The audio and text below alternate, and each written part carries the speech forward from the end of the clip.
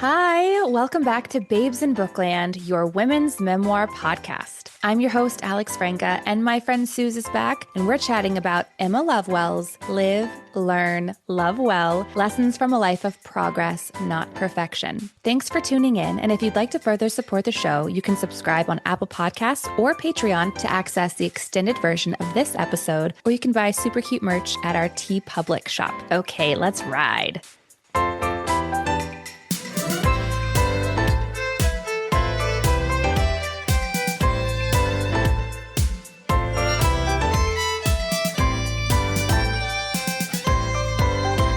Hi, Suz. Hi, Alex. Great intro. Thank you. And you just got back from the US Open and you saw Emma Lovewell there. You texted me. I did. Did you yell at her? I read your memoir, Emma. I didn't, but you were the first person I texted when I saw her from afar. That is so cool. You are an Emma Lovewell fan. You're a Peloton fan. What did you think of her memoir? I thought that this memoir was really relatable. I could definitely see myself in a lot of her own experiences and just the way that she wrote about things. I am a big Peloton fan, so I feel like I spend a fair bit amount of time with Emma specifically on a weekly basis. So I really enjoyed learning more about her beyond the bike and beyond the mat. I thought there were some surprising tidbits. Same. Emma is not one of my go-to Pelotonians, but I have ridden with her and I think she has such a great energy. I do really love motivational spaces. Like I'm a sucker for the catchphrases and the corny one-liners. And if you're taking a pretty hard, it's hard to get used to cycling if you're not used to it. And then they have other sorts of strength classes too. You're riding uphill and you're just asking yourself, why am I doing this to myself? And then they say that one thing that makes you feel capable, and you can take that out of the exercise class and really apply it to life, which is what I feel like her memoir did here. She takes a lot of things, some of her catchphrases that she'll say in her classes, and then she goes deeper into how she lives her life by those philosophies every single day, even outside of the exercise room, which I appreciated. I feel like this book would be particularly helpful for young women kind of just starting out in their independence, like post-college graduates, early to mid 20s, where you're really trying to figure yourself out and maybe you'll get knocked down a few times and you have to find that strength to get back up. I mean, I definitely took a lot away from it too at this point in my life. I totally agree. And going back to what you said about the Peloton, I feel like I need some of that motivation sometimes so that I don't stop. And also, whenever I hear someone say, live, laugh, love, I cringe. But when I hear Emma Lovewell say, live, learn, love well, I'm like, yeah. Yeah. Yeah. Thought that this book was really sweet. And you can really feel how much Emma cares about other people from the pages. She's found these things that have really worked for her, helped her get through adversity in her life, self-doubt, among many other things. And really, her memoir to me was her wanting to provide a game plan for other people in case it can work for them. It definitely felt like taking a class with her. And by the end of it, you felt pumped up and more capable of taking on the world without the sweat. Okay, let's get deeper into it. It was published in 2023, and this is her dedication. To my father, Mark Allen Lovewell, and my mother, Teresa Yuen. Thank you for encouraging me to use my creativity always. I love you. Okay, so we'll start with a quick topic, Suz. Emma writes, I became a fitness instructor because I believe movement can change your mood and transform your mindset. My love of movement has been like a thread of positivity running through my life, even at my lowest moments. Movement isn't just a must-do for your body. It's like taking a multivitamin for your soul. It's also helped me stay connected to my body, shown me I can do hard things, and encouraged me not to give up when life gets tough. Okay, so you talked about how you need that motivation. What's your overall relationship with exercise? Has exercise kind of always been something that's been important for you to maintain? Yes. Yeah, I work out on a regular basis. I feel like I'm a very active person. I did grow up playing sports, so working out is kind of just part of my daily and weekly routine. I literally have a to-do list every day and I put workout on there just so I can check it off. It definitely sometimes takes me a minute to get motivated to work out, but I've never regretted working out. I've only regretted like, oh man, I wish I worked out today or whatever. It makes me feel good physically, but also mentally. Like if I'm stressed or if I am not feeling great, like working out is a good way to get me back on track. So what about you? I do love to work out. I feel like sometimes I can get in a funk where I have to change it up. I love Pilates. I started sort of getting into running. I would do Peloton, but I'd get bored. And I do love that about Peloton. Like, y'all, this is not a Peloton ad, but I loved doing the classes where you would get off and you would like lift weights in between riding. I have to keep it fresh. That's what I found about myself. I can't just do the same type of workout over and over again. I also have found about myself that I really like class workouts. I like an instructor there. I like an energy in the room. I think that's why I like doing the Peloton at the gym a little bit more. It's super convenient to have at your home, you know, because there's really no excuse then. Just hop on the bike and watch the Great British Bake Off. Like there's no excuse. I like the energy of a gym. So I just feel really lucky. Like I'm a member of my local Y, which is super affordable. They also have childcare. So I really don't have any excuses. I'm the same as you. If I don't work out, I actually am sort of recovering from like a knee tweak and I haven't been able to work out for like the past 2 weeks. I've just done some upper body lifting and I don't feel settled. I don't feel grounded in myself. Like I do feel like more antsy, more stressful. Like it helps me deal with my anxiety. So I hope I'm not falling apart, Suz, because man, it sucks when you get an injury and you're like, oh, I was so there. I was so motivated. And you feel like you take 5 steps back. Yeah. So you talked about how you like motivation. Do you have a favorite? You talked about live, learn, love well, but do you have another favorite catchphrase that one of the Peloton instructors says or somebody from, you know, a different type of workout class that you just love and you think about often? Yes. That I use in my daily life. I tell my husband it all the time. I use it all the time. Leanne Hainsby, or is it Leanne Hainsby Aldous? Oh. Leanne Hainsby. We'll say Leanne Hainsby. Leanne Hainsby's done and dusted. I use it all the time now. My husband will text me and say, oh, did you work out? And I'm like, done and dusted. I love it. I think that's a British thing because I had never heard that phrase before, but it's I gave you the Vari McFarlane book and I want to say in one of her books, she writes that. So I think that like British people say that, but maybe I'm just making that up. I don't know. Not to be like corny, but I feel like with Peloton, I ride with Leanne a lot. I ride with Emma a lot and I ride with Tunde. And Tunde has one that she says it's a great day to have a really, really, really great day. Oh, and I really like that. I love that. That's such a great thing to like put on your mirror in the morning. I know. The older I get, the more that I've really discovered, unfortunately, maybe to some extent, that like my mindset is really everything. If I choose to see the good in something if I choose to have a good day, I'll probably have a good day. If I'm going to wake up and if I'm like, today's going to suck, like today's probably going to suck. Yeah. So I love that. Yeah. Okay. I recently went to a class and this guy who was the instructor, the leader, he was so just charged up and there was such a beautiful energy in the room. And he said 2 things that I really loved. One, that I'm going to steal for when I coach my daughter's softball games. He said, there is no triumph without a little oomph. I had never heard that before. That. And I freaking love it. And then he said, you only know how strong you are when being strong is your only option. Wow. I know, right? Like these are kind of like profound things. And so I say, bring on the catchphrases, bring on the cheese. If it doesn't work for you, let it roll off your back because these things do work for people. Yeah. They help lift us up and make us feel stronger and more capable. So Emma really emphasizes progress, not perfection. It's literally the subtitle of her memoir. And she says that a lot in her classes. Remember, progress, not perfection. How do you try to remind yourself that it's progress, not perfection? I feel like I am a perfectionist to a fault, mainly because I'm 1000% not perfect. It's impossible for me to half-ass anything. If I'm going to put my name on something or claim something, I want it to be something that I'm proud of. Knowing that, I try to make it perfect, knowing that like it's not going to be perfect. Yeah. So it's kind of a lose-lose. But I do appreciate Emma's progress over perfection. And I feel like I have been trying to do more of that. What about you? My mother instilled in me from a very young age this idea of doing things to the best of your ability. And most of the time, if you work hard enough, it can be pretty perfect, right? Like I remember when we would have to create poster boards for science fair, she would have a ruler and we would draw a line and I would write everything in pencil first and then I'd go over it in Sharpie. Yes. She really just wanted to instill in me a sense of pride in my work. And if I was capable of making it look neat or perfect, which with time and effort I was, then I needed to do that. And since then, I learned to cut myself some slack. I mean, I still take pride in my work. Believe me, when I edit these episodes, I'm pretty nitpicky, but I also remind myself that it's okay if it's not perfect because I'm not perfect. And that's okay too. Yeah.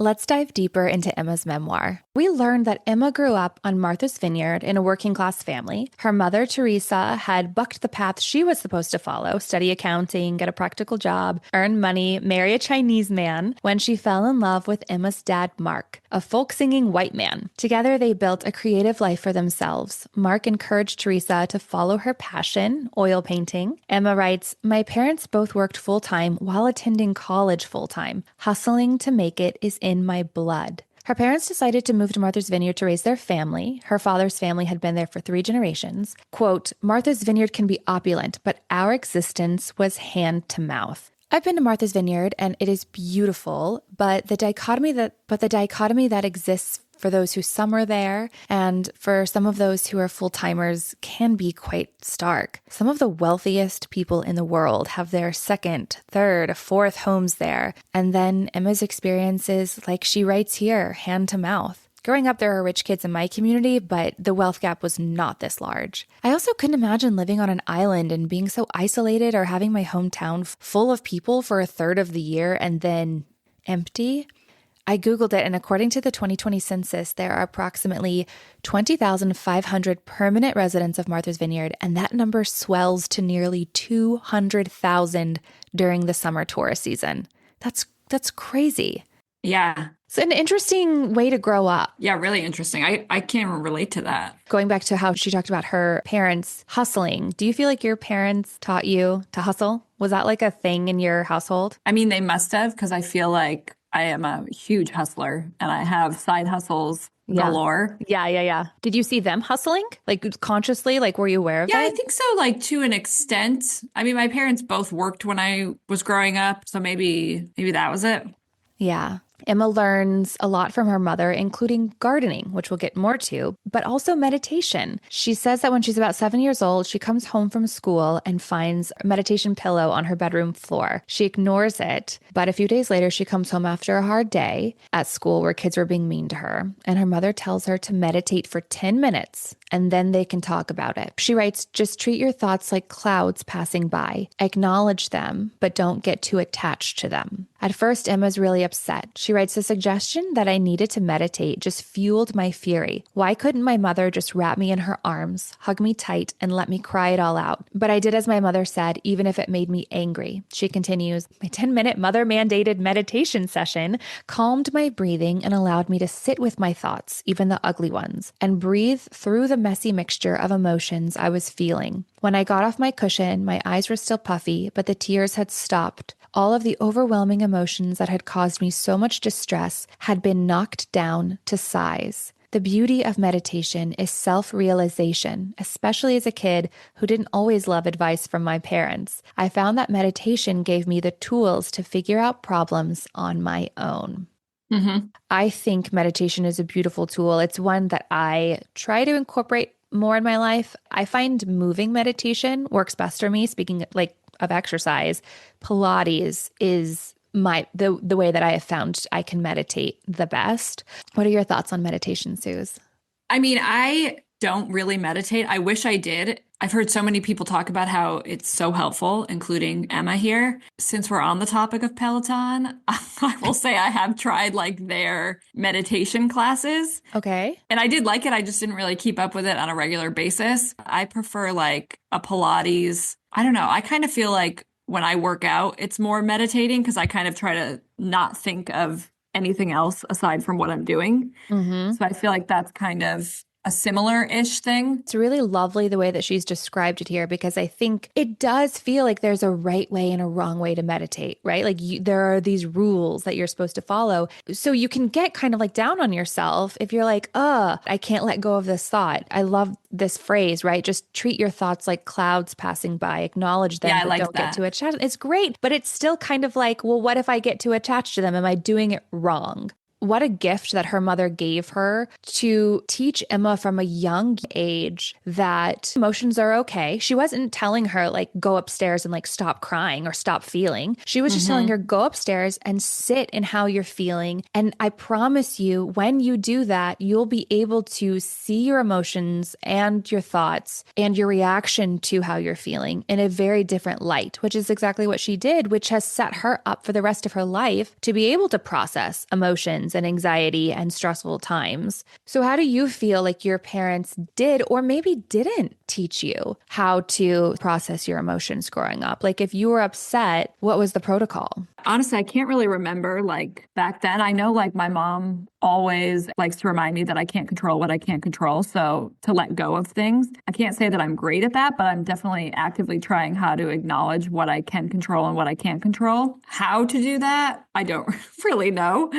My dad, a couple years ago, I don't even know where he learned it. I think from a doctor of some sort, but I can't remember. Taught me this breathing exercise where you like put your hand on your heart and then just take a bunch of deep breaths in very slowly. And there's something about the blood flow and the like openness of like your hand. I don't know. Suze, isn't that meditating? That's I like guess, mini meditating, right? is it just breathing? What is Yeah. meditating? I don't really know. I think it's a state, however you get to that state, whatever you need to do, whether it's going for a run, whether it's being in Pilates class, whether it's being able to sit with your thoughts, staring at a candle, putting your hand on your heart, listening to your breath. I think it's just a way of separating yourself from your emotions in order to acknowledge them and not let them control you. Yeah, I think you're right. I think that's why I feel like moving meditation is more effective for me because I feel like when I was doing Peloton meditating 5, 10 minutes, I'd be done with it. I would be like, okay, I feel no different whatsoever. Yeah. But then if I'm doing a workout or something, I do feel like my mind is more clear than when I started it. Yeah. Do whatever you need to do to be able to kind of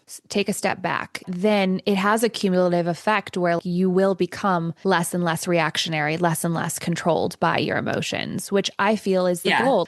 Okay, so back to Emma. In her memoir, she does encourage us to develop a healthy relationship with and make time for mindfulness, and that meditation doesn't have to be perfect. She writes, "What matters is that you are giving yourself the opportunity to be mindful. You deserve to be at peace." So another great gift that her mother gives her, Emma writes, "A positive body image. My mom always sat on the beach proudly and without self-consciousness. If she had neglected to shave her legs or armpits, she didn't care. My mom was unapologetic and carefree with herself in a way that empowered me to be comfortable with my own body. My mother never criticized her own body either, and I am grateful about this." Okay, Suze, how did your mom help cultivate a positive body image for you? I don't know. I don't really remember talking about like body image. I don't know. I think because with playing sports and being so active, that's like really how I grew up daily, weekly. My mom also leads a very healthy life. She still to this day takes long walks. She golfs. She does the Peloton. So I think probably seeing that, I don't know. I feel like I just also come from a very sporty family. So that was just like something that we did. Did you ever feel pressure to like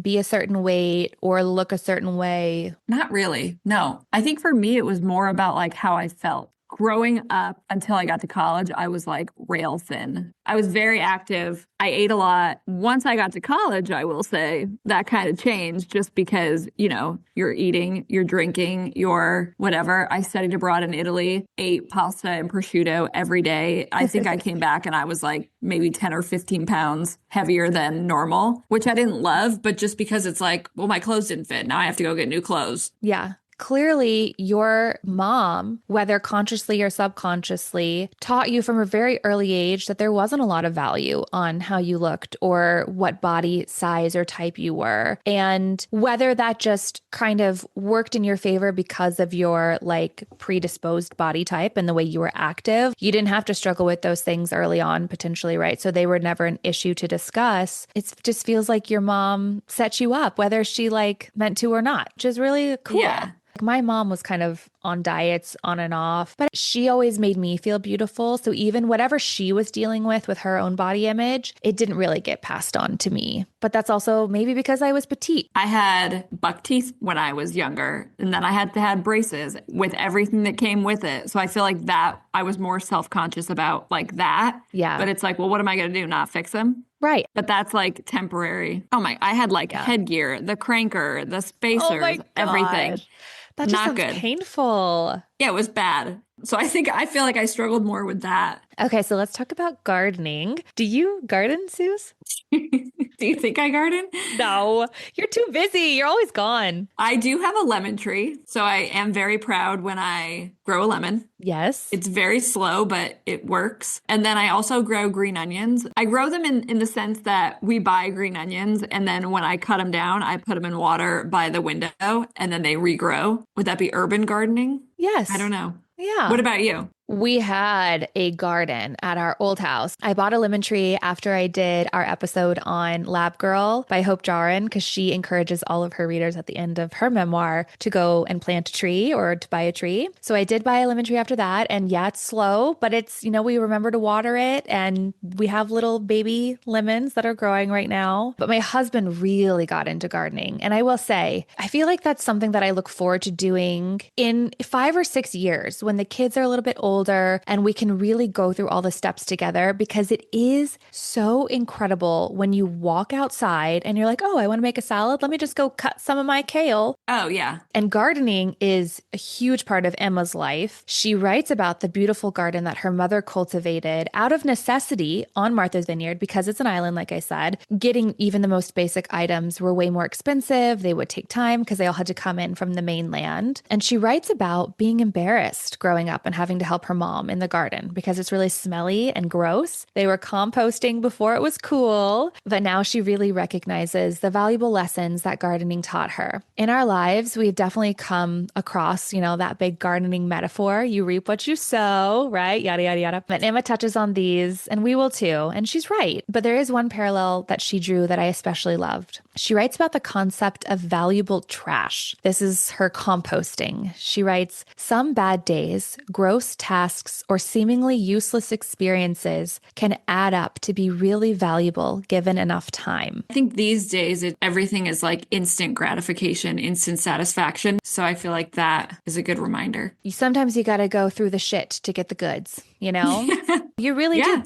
Keep it on a little bit. Yeah, you have to. Being able to take those quote unquote trash days or trash moments and realizing that you're adding on to something greater. Later in life, while living in New York, Emma will work on a secret garden of her own from her small apartment. She said that she loved making salads with homegrown tomatoes for friends and also feeling in control of this tiny plot of dirt that is all of her own. She's kind of at a moment in her life where everything feels out of control, but this she's got, right? Like she knows how to garden. She knows if she just puts in the time and energy to this tomato plant, it will bloom, it will produce. She goes into a lot more detail about all of this, which is great for anyone living in an apartment. I mean, she actually breaks it down to you, like how to do it, which I think is really cool. And then I do know that around at least LA, there are all of these great neighborhood gardens where you can rent. Yes, I've seen those. Yeah, they're incredible. Do you only pick from your garden? Can you pick from anyone else's garden? What's the etiquette there? I have to look into that, but maybe. I mean, I don't think you can just like walk into someone else's plot and take what they're growing, but maybe there's sort of an exchange of goods situation that happens. I love that LA does that has these plots of land that I have no idea how much they cost, and it probably varies by whatever part of LA you're in. Yeah. But if this is something that you want to look into, speaking of meditating, I know a lot of people who call gardening a moving meditation. Oh, I bet. And you're grounding yourself with earth. And it's just a beautiful reminder of how you can create something out of nothing. And we have the power to cultivate positivity in our own lives. Emma writes, all the digging, shoveling, and watering is hard work, but I know it will be worth it for the bounty it brings me. And even beyond the bounty, it brings me peace. If you can find anything in this world to bring you peace, I mean, that is a gift. Suz, what brings you peace? Traveling brings me peace. I think being surrounded by family and friends also brings me peace. I feel like every time we hang out with our little group, I leave thinking like, okay, that was good for the soul. That was a good hang. Mm-hmm. What about you? The really quiet moments with my kids, Like if one of them is in my lap and they're reading and I'm reading, or if I'm reading to them. Also a good bath. I know that that's kind of cliche, but man, sometimes just sitting in warm water does it for me. Yeah. Especially if I have a glass of cold rosé or Aperol Spritz, which has been my new thing. So I love that. That's a form of meditating. yeah, there you go. Yeah. Suze, we're going to make everything meditating. Like Yeah. anything is meditating, whatever. We're into it. Just to kind of close out the gardening section, I just love gardening as a metaphor, right? Like you can slow down when life gets overwhelming and do something that you are in control of. Through gardening, you are reminded that things don't happen overnight, but each day, incremental steps are taken forward if you put in the work. Emma writes, I'm a big believer in loving yourself to success, and that requires being kind and patient with yourself. You cannot hate yourself into change. You must love yourself into greatness. Give yourself the time and care you need to really blossom into the best version of you. But you can't be afraid to get dirty and dig deep for that personal growth. There are no shortcuts. I once heard somebody say, how can someone else love you if you don't love yourself? Yeah. And for some reason, that has always stuck with me. She's right on there. I think you need to do the work on yourself to create your own happiness, but I think it's also important to believe that you deserve that as well. You are a priority in your own life. I think, especially as women, our needs can take a backseat to other people's needs. And really reading all of these memoirs is just that reminder you are worth showing up for yourself for. Right. So yeah, we all need those reminders sometimes. This is a world that martyrs mothers, martyrs women, the sacrifices that we all do. But like, it's your life, man. Like you deserve to be happy. Mm-hmm. Fun. Her mom eventually opens up her own gardening business. So there you I go. love You that. never know. Could turn it into Yes. a business. All right. We're going to move into a section about finding your voice. Emma writes about how growing up, she, quote, associated being quiet, keeping her thoughts, wants, opinions, and ideas to myself with being good. She struggled with this notion of, being a good girl, equating with being good, with being quiet, being compliant. And so she says that she really struggles with this notion, not wanting to be a problem, not speaking up when she felt something wasn't working for her or when she had a preference of something. And she writes about being out for drinks one night when a person in her group makes a racist remark about Chinese people, and Emma goes mute instead of sticking up for herself. She is a half Chinese woman. She writes, what she said hurt, and knowing that I didn't respond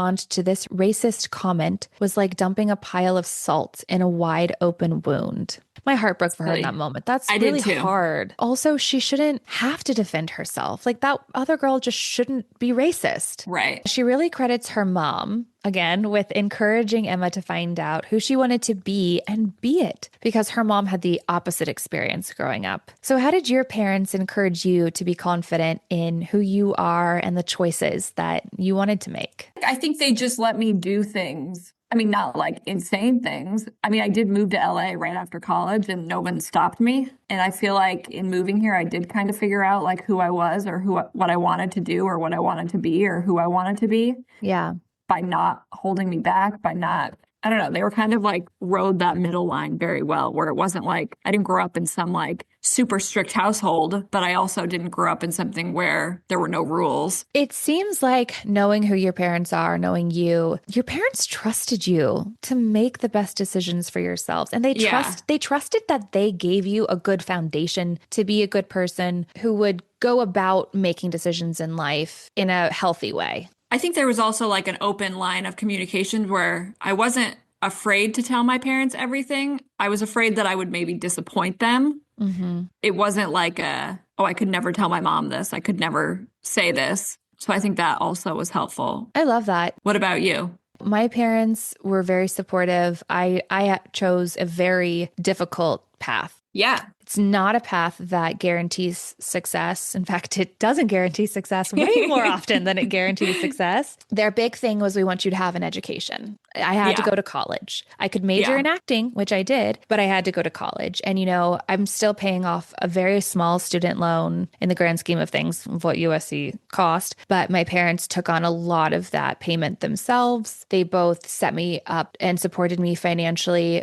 A few months after I graduated, pretty quickly, I was able to financially support myself. And that was important to me. They also instilled the desire and ambition to be independent. I think sometimes parents can enable their children a little too long. Yeah. you won't sink or swim if your parents constantly throw you a floaty device. You know what I mean? Like, No, I feel like that too goes back to why I have so many side hustles too, because I don't want my parents paying for my housing. I don't want my parents paying for my car. I don't want that burden. Not even the burden. Just yeah, I don't want that. right. My parents never once made me doubt my talent or my dream. And that's huge. I think that's really huge. Yeah. Emma writes that she loves to sing and dance. She writes, dancing and singing freed up something inside of me. It was like I was taking a break from being the good girl without being bad, which I thought was really fun. Okay, so how do you think that you found your capital V voice? That's what we always called it in college. So that's what I do. That's so funny. Isn't it cute?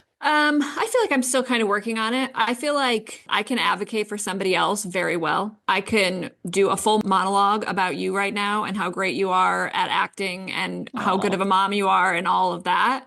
But if somebody asked me to do that for myself, I'm terrible at it. I'm trying to be better at it because especially with like work, I am a freelance producer. I have to pitch myself a lot to people and nobody else is like advocating for me. Like I'm not the top of somebody else's mind, so I have to be the person that's like saying why I'm the person you should choose. And I feel like a lot of times that's hard for me because I'm like, oh, they don't care. But if I don't say it, then people don't know.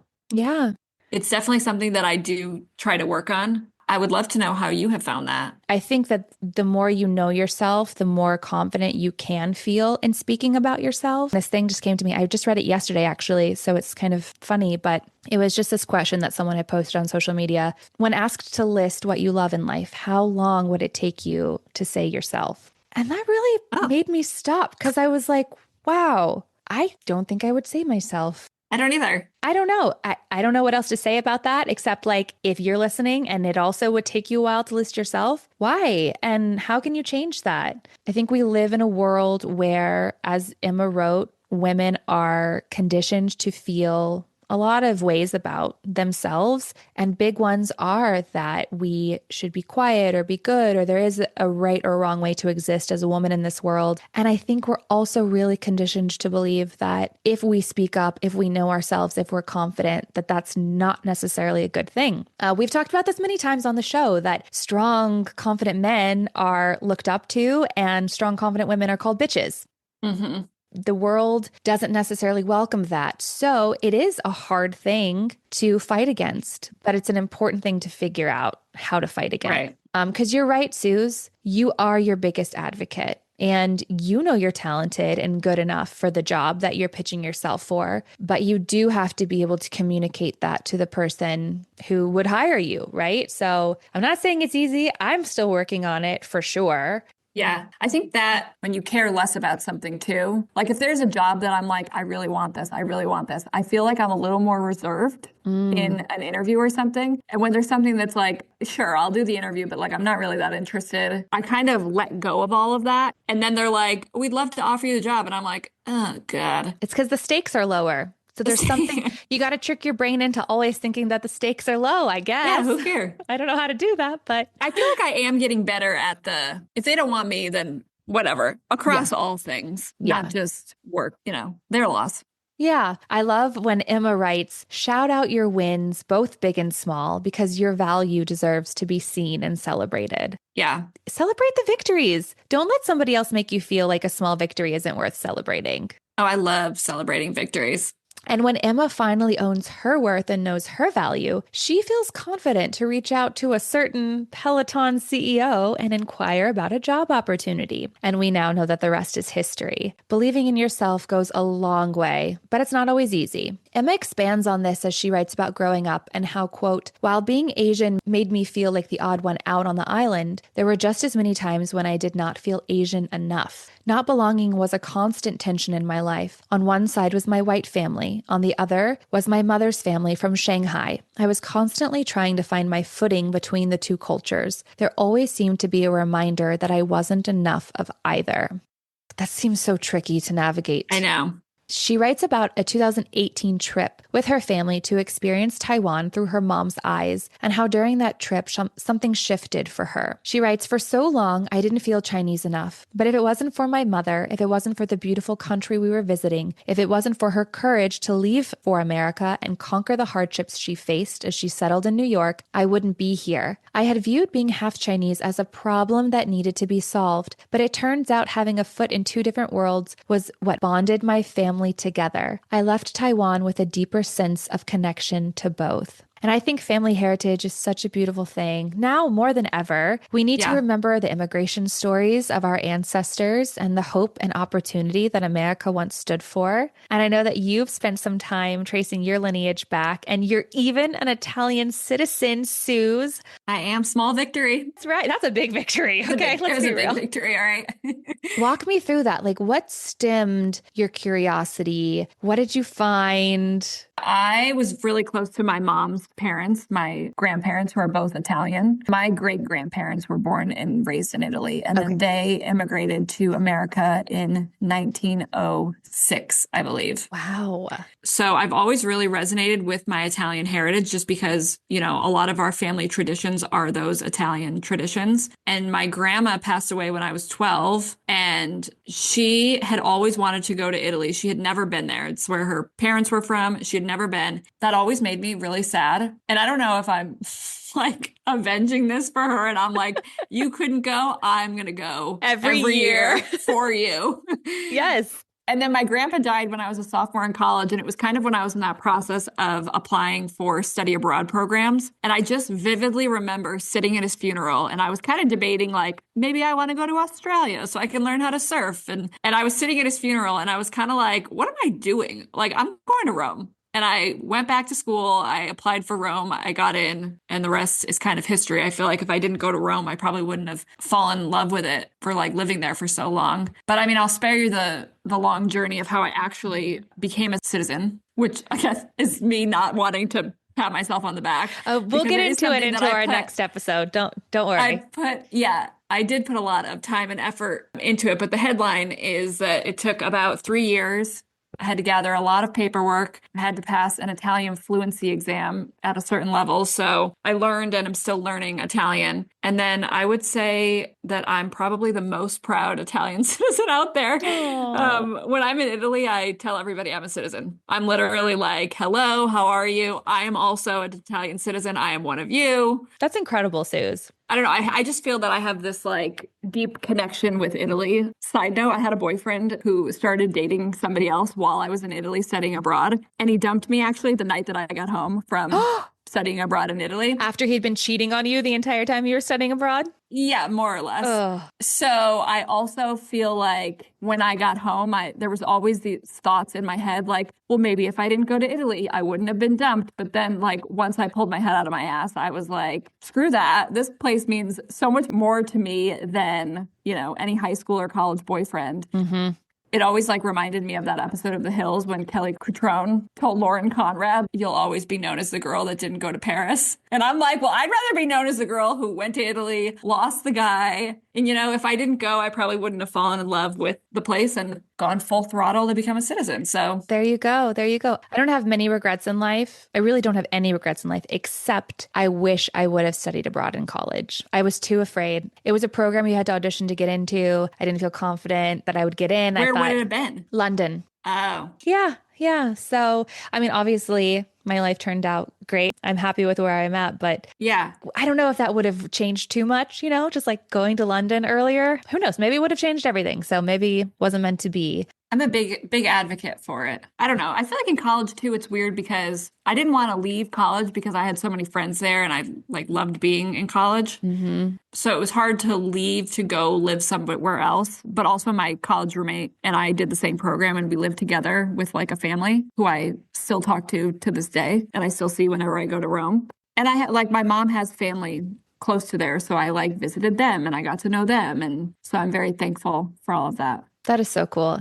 I think college is the best time to push yourself out of your comfort zone because there still is that safety net of like, you're in Yeah, you can always college. go You home. can always, Yeah. yeah, exactly. Getting back to Emma, she writes, the journey to embracing who I was at my core took years. Growth can happen when you release the struggle to be like everyone else and recognize that you are enough. Okay, so this is a really difficult thing that Emma deals with. Her parents separate. She writes that her dad had many interests and talents, including astronomy, and shared that with her growing up. But she recalls the moment that her parents tell her that they're getting a divorce. She's 12, and her dad had just left a note for her and her brother on their pillows. And her brother reads it first, and he was the one to tell her. I felt like that was, I just can't imagine getting that type of news in a letter.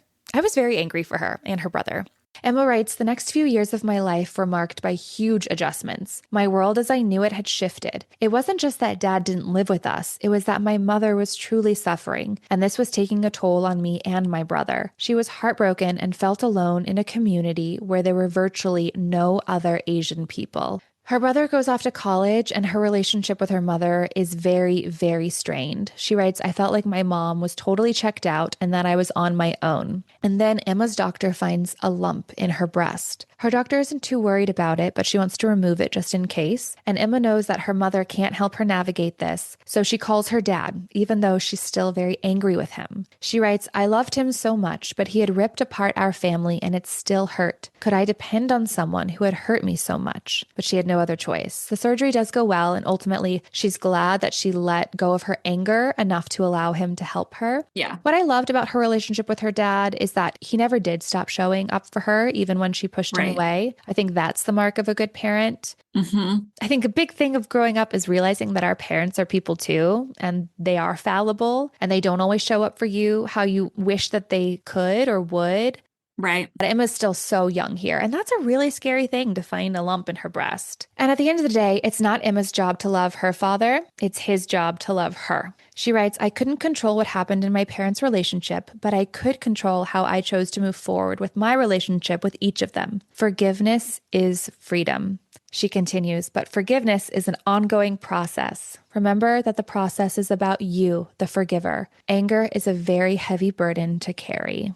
I'm a big believer in forgiveness, but I don't forget, but I forgive. I like that. The Taylor Swift song Endgame, there's a lyric in there that says, I bury hatchets, but I keep maps of where I put them. And I feel like that, to me, is kind of like where I stand on the whole forgiveness thing. Yeah, it's kind of like that fool me once, shame on you, fool me twice, shame on me. I'll forgive you, but I also see you. Yeah, exactly. But I do believe in change. Same. And I do believe that we should give people second chances if they show us that they deserve them. Right. But it's all on you. This is all your own journey. But I do think that anger is a very heavy burden to bear. Anger and hatred can seep into so many aspects of your life without you even realizing it. Like if you're an angry, hateful person, you just see the world differently. You walk through life differently. And so if there is anything that you can let go of to make your experience a better one, think about what that could be. That's all. That's all. It's that cliche. Forgiveness is for you. That's a good way to put it. Emma also credits her dad with encouraging her to write her story down and instilling confidence in her writing ability because after the separation, she wrote him this scathing letter and his response was, this is very well written, Emma. I love that. I was like, that's great. Her father's still finding ways to support her even when, she's basically like, you are an asshole. Yeah. There are some other difficult moments that Emma has to overcome. We learn about Brad. Emma dated him for almost 2 years. When his demeanor shifted and he became withdrawn, he would disappear for days. She makes the really difficult decision to break up with him. She writes, it was painful, but for the sake of my own mental health and my heart, I couldn't remain in the relationship. A few months later, Emma receives word that Brad had overdosed. She's shattered and also feeling racked with guilt that she could have done something to prevent this. But because of therapy and having gone through her parents' divorce, she knows that she has to face this heartbreak head on. She forces herself to go to yoga every single day for a month. This is really where she starts writing about how exercise shows up for her in her life. She writes, the pain was acute in those moments, but as the days of yoga classes went by, I was able to release some of that guilt and self-blame. I began to think about the good moments. There was nothing I could have done, but knowing this didn't make the pain disappear. In addition to the yoga, I went to therapy twice a week and wrote down all of my feelings. I mean, she had to do a lot of work to get past this moment in her life in the Hmm. healthiest way that she could, because she knew she couldn't go around it. She couldn't go below it. She had to go through it. Right. I can't imagine how difficult a situation like that would be. I've never experienced something like this. Same. Reading this part of her memoir, you could feel the guilt and the blame. And like you understand Hmm. why. In lots of situations, we ask ourselves, like, could we have done something different in order for the outcome to have been different? Right. And I just love that she just very simply tells you what she did and offers that to you as support or guidance, but isn't like, this is the only way. She's just like, this is how I got through this horrible moment in my life. And it's not just, I went to yoga every day. She went to therapy twice a week. She's like, there's no magic pill. You have to do the work. I like how she just writes about how she handled various experiences. Maybe that works for everybody. Maybe it doesn't. She's just offering a lot of things up, and it's up to us what we take from it. Yeah. She writes, saying yes often means a leap of faith, but magical things can happen when you say yes and open yourself up to new possibilities. I mean, you talked about saying yes to studying abroad in Rome. And I mean, that completely shifted your life path. That's so Yeah. exciting. You know, you were feeling a little unsure about it, but ultimately you decided to take the leap. Emma writes about a casual yes that she writes in a job posting on Craigslist that eventually leads her to Peloton. And you can read her memoir to It's like crazy. go into that a little bit more, but that's crazy, right? There are so many little yeses and big yeses along the way. I don't even think maybe we realize all of the yeses that we actually say. I know. I do try to say yes more than no. If someone asks me to do something, I will try to say yes if I'm available to. Or Yeah. even like with my husband, going on a first date with him, like I worked with him. It would have been very easy for me to say no. But I Yeah. was just like, yeah, let's do it. And here we are. Yeah. I try to lean into yes. And then, you know, we covered Shonda Rhimes's year of yes on the podcast. Yeah. If anybody really needs to see how saying yes can affect your life in the positive, read that book because she was definitely changed by leaning into yes. And then listen to our episode on it. Here's another piece of advice from Emma. Emma writes to aim for more best days. She touches on this idea that we save the best days of our life for these momentous occasions, when really, why can't every day be our best day? She writes, a best day is something you can celebrate all the time. And I feel like that goes hand in hand with what you said Tunde says in her rides. Yeah. It's a great day to have a really, really, really great day. It actually makes me think of two things. One, I don't know if you've seen the thing going around social media where it's like when you're tired or feeling like stuck in a rut, imagine you're actually your 90-year-old self who was able to come back to this point in your life. How would you view your life differently, right? Right. And then this memoir that's on our list, Between Two Kingdoms by Salika Zawad. I saw an Instagram reel where she talked about how she hates the phrase, live like every day's your last day. And she said, I don't want to live every day like it's my last day. I want to live every day like it's my first day. I like that. You and I talked about this, right? Like finding awe in things. Yeah. I love live every day like it's your first day way more than live every day like it's your last day. Because if it's my Yeah. last day, dude, I'm spending all my money I'm flying first class, I'm wherever. anxious probably somewhere. Emma wishes this for all of us. Lean into yes, celebrate all the moments, sit with yourself and your thoughts without judgment, push towards your goals, but give yourself slack when you stumble, knowing that tomorrow you can try again. Focus on the journey, not the destination. Really, just keep moving, keep moving, keep moving. You know, ride that bike, ride that bike. She writes, magic can happen when movement becomes a major theme in the story of you. Love that. Okay, Suz, that was Emma Lovewell's Live, Learn, Love Well. Do you have any closing thoughts, your biggest takeaways? Going into this book, I had really low expectations. And when I finished this book, I was really happy I read it. I really liked Emma before reading this book. As I mentioned, I spent a lot of time with her on the Peloton. But I really appreciated her and her outlook more after reading this book. I'm really glad we covered this book. Me too. Emma has been through a lot, and using exercise, therapy, meditation, and other tools she learned along the way, she maintains a positive outlook on life that has clearly taken her very far. Her memoir is a reminder that you can't judge a book by its cover. This motivational woman leading you through your workout has not had a perfect, easy life, but she's here. She's showing up. She's progress, not perfection.